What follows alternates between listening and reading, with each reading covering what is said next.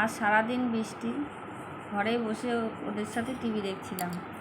বর্ষা হঠাৎ যত গয়নাগাটি সাজার জিনিস আছে বক্সগুলো নিয়ে এসে সাজাতে শুরু করলো। ভালোই লাগছিলো বসে বসে সাজাচ্ছে। এমন সময় ওর দাদাও চলে এলো। মানে যত সাজার জিনিস, যত ছোটো বাচ্চাদের হার, বড়দের হার সব আস্তে আস্তে করাতে শুরু করলো।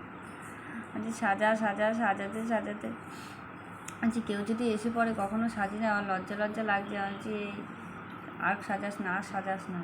আর হাতের মধ্যে ওর হাতের ছোটো ব্রেসলেটগুলো সেগুলো এই পরাতে শুরু করে দিয়েছে।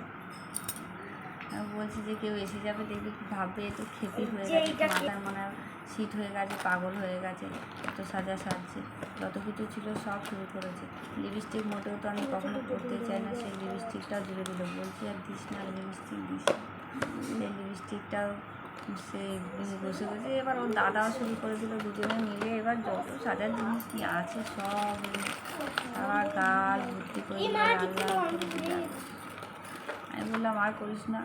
জোর করে বলে মুখটা বন্ধ করে থাকো। দুজনে মিলে যা শুরু করেছিল, নাক কান চুল ছিঁড়ে এবার আমাকে মনে হচ্ছে গাল সব ব্যথা করে দিতে ঘষতে খানিকটা গালেরগুলো সব মুছে নিলাম, সে আবার ঘষতে শুরু করে সব লাগিয়ে আবার তোমাকে আজকে 20 বছরের বয়সের মতন করে দেবো, বাবা দেখলে অবাক হয়ে যাবে।